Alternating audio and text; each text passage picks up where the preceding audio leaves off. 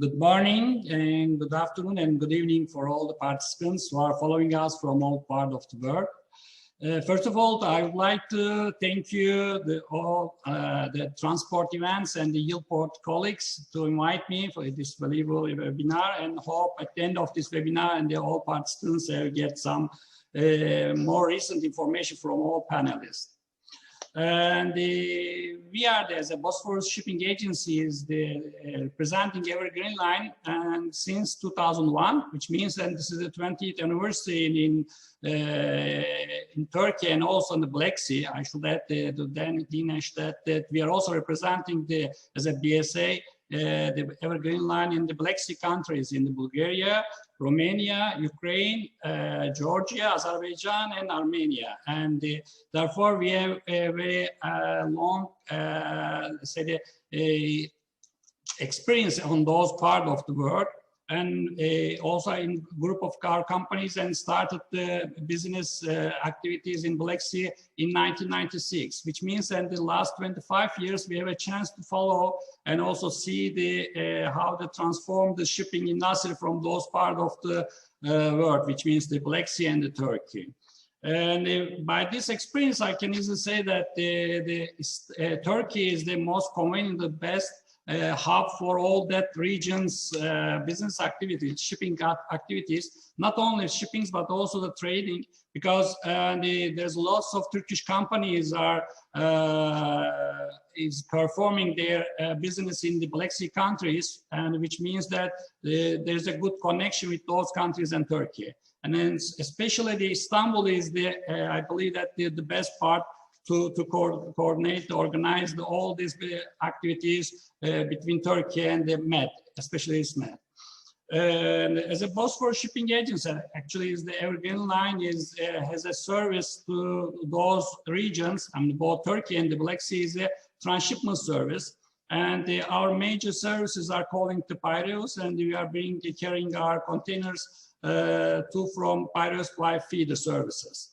And we have only one direct service, which is already mentioned. The Hasan is the back service, which, as you know, that Evergreen is a member of the Ocean Alliance, and that mainly this back service is set up by the Ocean Alliance partners and CMA and COSCO shipping lines. And we have only the space on this service. We don't deploy any vessels, therefore. And with the limited space, we have we cannot change the rotation of this back service, which I mean that some other panelists already mentioned that this service is only the direct calling ports for the Black Sea. Actually, and since last 25 years, we saw that it is rather necessary to call with such size of the vessels to the Black Sea ports. Why I'm talking about that? Because Bosphorus has restrictions and is kind of bottleneck for such huge vessels. Therefore, main carriers like Maersk and MSC decided to transship their containers via Marmara or some Med ports. And of course, and since we do not have any vessel on this service, and we should follow the decision of the other Ocean Alliance partners, but I believe that in the future that may change. It is not related with the Istanbul Canal, which is still under study, but in the future, I'm sure that that can be considered, that Ocean Alliance also can back to transshipment service, one of this Marmara or the Med hub, let's say. Apart from that, and as Evergreen Line, and our major trade lane is the east to west, which means that we are mainly bring the cargo from Far East to Turkey and Black Sea, and also vice versa, and bring back to the Far East. And recently, and as already is following that, the ocean rates from those trade lanes is increased very sky high, and which also enjoyed by all the carriers, that they are so happy to bring that, especially the last quarter of the 2020. Therefore, and in this part of, because most of the questions coming to what's the effects of pandemics and the COVID for those trade lanes, and as a evergreen line, and we are again so happy to increase those rates and enjoying to be getting some extra revenue, which was not expected in the beginning of 2020. Apart from that, I can say for the Black Sea regions, there are some constraints and should be talked about especially for the port investments. We know very well that there's a new investments in the Black Sea area, new ports, but the infrastructure, especially for the roads and the rails, is not enough. And as a carriers, and one of our major costs is the empties. Which means that it's not easy to keeping the empties at such countries like in Ukraine and Georgia, especially Poti.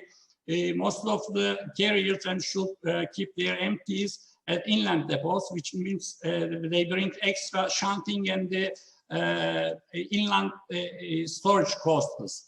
Therefore, in the future, and if such terminals and ports at those countries make some additional investment for such infrastructures, I believe that the carriers will enjoy to choose which terminal they will use according to these facilities.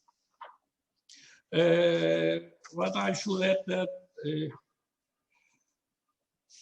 and also as far as the hinterland in the Turkey is concerned, and the Iskenderun and the Mersin looks like a very promising for the coming years, because hinterland is going very expanding to northern Syria and the northern Iraq. There's a big potential for those countries, especially after the turmoil will be over. New construction will start, and I believe that this both Iskenderun and Mersin will be one of important gateway for northern Iraq and in northern Syria. At the same time, and like Iskenderun and Mersin, Poti is also one of important gateway for the Caucasus countries and the CIS countries. And Evergreen also make very important investment for those ports. And I believe that in the coming future also trade from the Far East and all over the world to the Georgia will increase. To be honest, and these are the major points which I mentioned, and if there's some additional questions, I'm ready to reply. And thank you very much again. Hasan, thank you very much. I'll put one question to you, which is coming up time and again. The Istanbul Canal project, we'd very much like to hear your thoughts on the future of the Istanbul Canal project, and how do you think the connectivity to Black Sea would change as a consequence of this? To be honest, I'm as a citizen of Istanbul personally, I don't support such projects. It's another issue, of course, apart from the shipping. But of course, and once these projects is completed, of course, and the bigger vessel will move from all over the world to the Black Sea. But again, and as I mentioned, and still, and there's some doubt that whether such big size vessels will cover the cost during the operation in the Black Sea ports. And we know that the ocean freight rates are not differ from Turkey to Black Sea. There's not too much margin for when we compare with the Turkish ports and the Black Sea ports. Of course, and all the carriers will make such calculations. And if they bring some additional benefits to them, they can deploy such a big vessels. But at this moment, I don't believe that it will bring some extra volume, let's say, to the Black Sea, because we know very well that as a general, the Black Sea countries' trade volumes are more or less is not changing. As again, and I mentioned that the main export cargo is agricultural cargo. And as long as the export cargo will be limited, again, all carriers concerns about the empty positionings. And nobody wants to bring the import containers to those countries and they keep them as a surplus, which is a big cost, especially nowadays. And when the containers are needed in the Far East and well-paid cargo countries, I believe that deploying such a big vessel to those countries is not necessary.